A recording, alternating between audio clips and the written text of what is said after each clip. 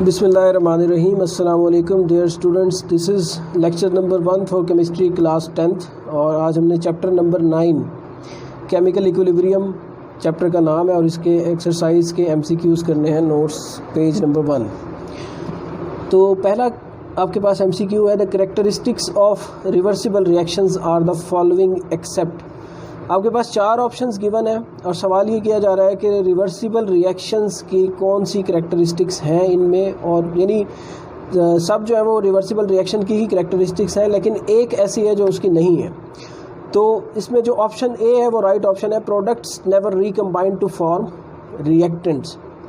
देखिए, reversible reaction possible ही तब होता है जब आपके पास रिएक्टेंट्स प्रोडक्ट्स में कन्वर्ट हो रहे हो और प्रोडक्ट्स रिएक्टेंट्स में दोबारा कन्वर्ट हो रहे हो, तभी हम उसको रिवर्सिबल रिएक्शन कहते हैं। तो इसमें जो पहली कैरेक्टरिस्टिक गिवन है वो ही सही, वो यानी आपके पास राइट ऑप्शन है, products never recombine to form reactants.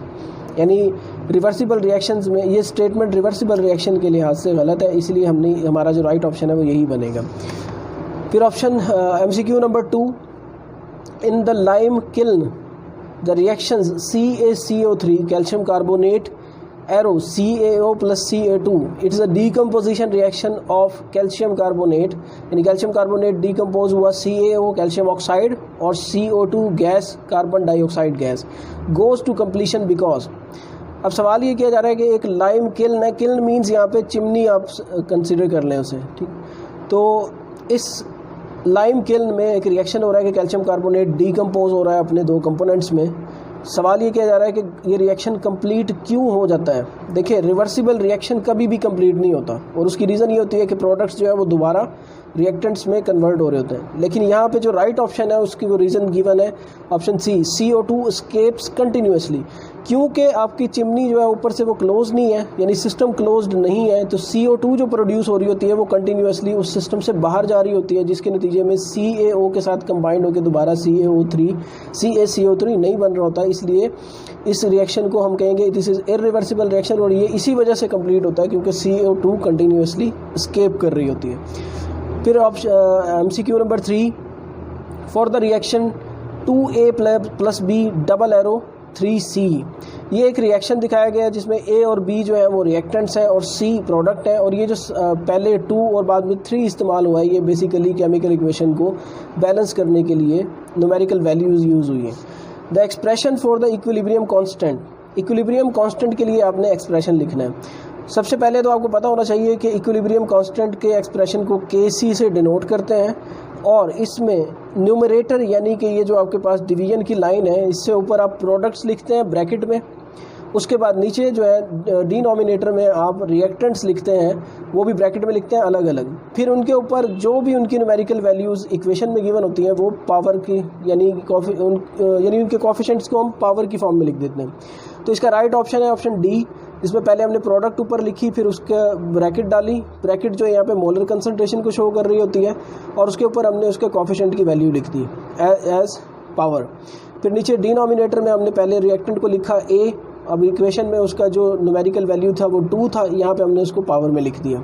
Similarly B लिख दिया गया, और B के ऊपर क्योंकि 1 जो है वो पावर के तौर पे हम डिनोट नहीं करते, तो इसको एज इट इज़ छोड़ दिया गया। तो this is the right option D for MCQ number 3। फिर अगला आपके पास MCQ है, when a system is at equilibrium state, जब एक सिस्टम इक्विलिब्रियम की स्टेट पे होता है, तो आपने यहाँ पे 4 स्टेटमेंट्स गिवन है, तो इनमें वो पूछ रहे हैं कि कौन सी स्टेटमेंट ठीक है। देखिए, इक्विलिब्रियम स्टेट का मतलब ये है कि आपके पास जो ऑप्शन डी है, the rates of forward and reverse reactions become equal, यही एक स्टेटमेंट ऐसी है जो बाकी 3 के मुकाबले में बिल्कुल ठीक है कि जब भी आपका केमिकल इक्विलिब्रियम अचीव होगा, उसमें rate of forward, rate of reverse reaction, यानी कि फॉरवर्ड से मुराद होता है रिएक्टेंट का प्रोडक्ट में कन्वर्ट होना, और रिवर्स से मुराद होता है प्रोडक्ट का रिएक्टेंट में कन्वर्ट होना। तो अगर दोनों के रेट्स सेम होंगे तो हम कहेंगे कि this is chemical equilibrium state. So D is the right option for MCQ number 4। फिर आपके पास MCQ नंबर 5 है, which one of the following statement is not correct about the active mass. ठीक है, according to the definition of active mass की definition ये है कि आप फर्ज करें आपके पास 2 रिएक्टेंट्स हैं A और B, अब आप दोनों रिएक्टेंट्स रिएक्शन मिक्सचर में इंट्रोड्यूस करवाते हैं और आपके पास लेट से कि 5 kg आपने एक डाल दिया और 5 kg आपने दूसरा डाल दिया किसी भी रिएक्शन मिक्सचर में, लेकिन आप जब रिएक्शन आपका कंप्लीट हो रहा है या दूसरी तरफ प्रोडक्ट्स बन रही हैं तो उसमें जो प्रोडक्ट बनती है वो बनती है टोटल 4 kg। तो इसका मतलब ये हुआ कि आपका जो रिएक्शन मिक्सचर में 10 kg था उसमें से सिर्फ 4 kg इन्वॉल्व था इन रिएक्शन, बाकी 6 kg इन्वॉल्व ही नहीं था। तो जो मास इन्वॉल्व होता है वो बेसिकली एक्टिव मास कहलाता है। तो यहाँ पे उन्होंने पूछा कि कौन सी स्टेटमेंट करेक्ट नहीं है, इज़ नॉट करेक्ट अबाउट, तो वो बेसिकली ऑप्शन डी है, active mass means total mass of substance. मैं आपको बता चुका हूँ कि एक्टिव मास सिर्फ वो रिएक्शन यानी रिएक्टेंट्स का वो मास होता है जो रिएक्शन में हिस्सा ले रहा होता है, बाकी सारा एक्टिव मास नहीं होता। तो ये जो स्टेटमेंट है ये आपकी बेसिकली इनकरेक्ट है about active mass. Active mass does not mean total mass of substance, तो option D is the right option. तो आज के लेक्चर को हम यहाँ पे ख़त्म करते हैं। अपना ख्याल रखिएगा। Thanks for joining us. अल्लाह हाफिज़।